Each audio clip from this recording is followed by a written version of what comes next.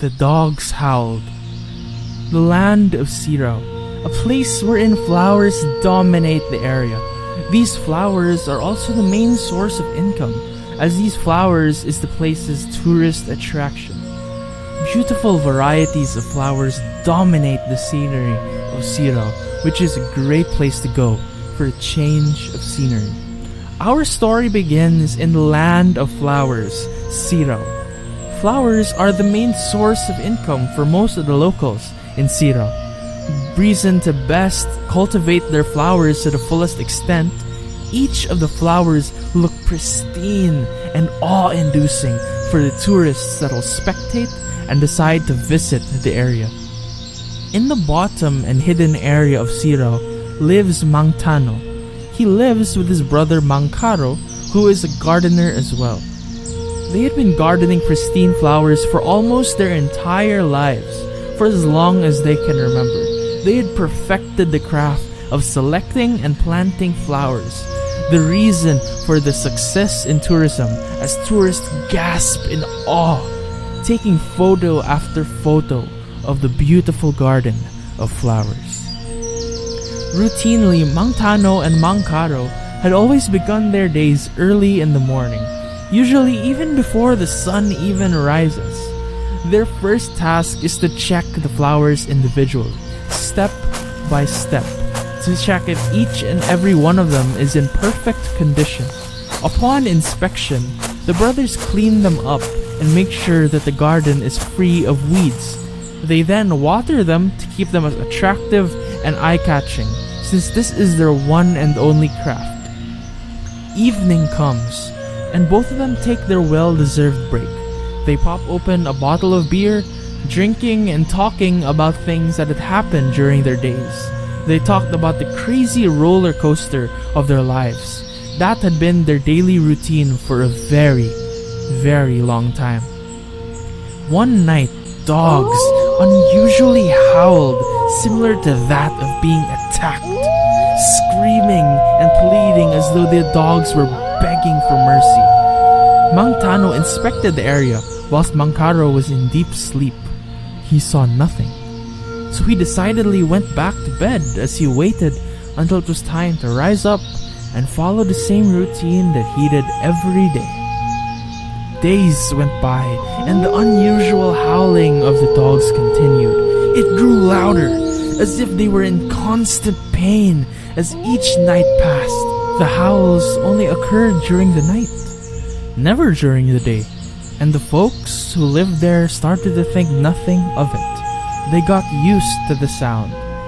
The brothers went about their lives despite the terrible sleep that they had experienced because of the howling, and they worked and drank together as though they were inseparable.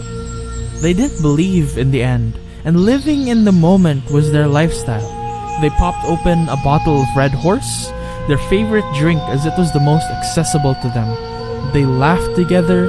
On moments like that, one realizes how much genuine company is amazing, where the conversation is raw and non-stop, where silences are the most comfortable and laughs are louder. Who would have thought that this was going to be their last night together? The dogs howled and barked tremendously, similar to that of an ambulance. The brothers woke up. Another day, another hustle. They bid their goodbyes as they worked separately on that day. The dogs didn't quiet down, and even through that, they had to work. A simple day of work it was, or so they thought. It was 8 a.m. when Mangtano's road shattered. One huge bang, the dogs silenced, and so did he. Kuya! Kuya! Mangtano pleaded, looking over his brother's bloody chest and blank eyes. Not another sound did he hear, and all he saw was his brother, lifeless, holding a hoe in hand. A terrible silence, yet loud noise did he hear. He couldn't feel anything else except pain, tremendous, and unexplainable pain. He knew it was loss of the only family he had left. After a moment of looking at his brother's dead body, he let him lie down on the ground and closed his eyes. Reality sunk in. He thought, who could have killed his brother? Someone that is unknown.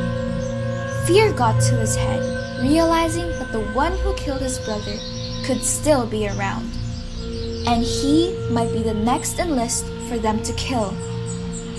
Terrified about the thought, he slowly got up, walked backwards, and ran out of the area. He went uphill of the land of Sirao.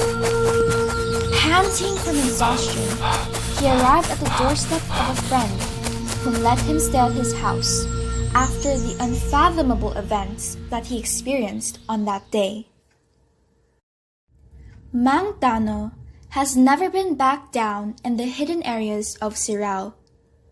He now lives where it is populated, the upper end of the land, and with the only friend he has aside his own brother, Mang Archival. He stopped gardening, the only thing that he has ever known in his life. He lost his purpose and constantly drinks to forget. His once bubbly and enthusiastic self, his once talented and gentle green thumbs, and his once peaceful life, all gone, as with his brother, went everything he had. He lives his life in complete silence. Whenever somebody asks about him, Mang Archival is the only one that responds. Fear. The shade that appears in their eyes, and through it you can sense the presence of trauma. Their bloodshot and restless eyes are always watching and reminiscing the only times they felt as though they were free. Mang Tano is still living with Mang Archival till this very day. In the words of Mang Archival, Nagwat rami kung kanusa mi nilapat yun. he said it with eyes so tired and a voice so shaky, it was almost as though the ground was shaking with his voice. The dogs stopped howling ever since then, and the abundance of the dogs decreased every day. A beautiful garden it was. But look on the other side of the garden. You'll see that not all beautiful places are purely beautiful at all.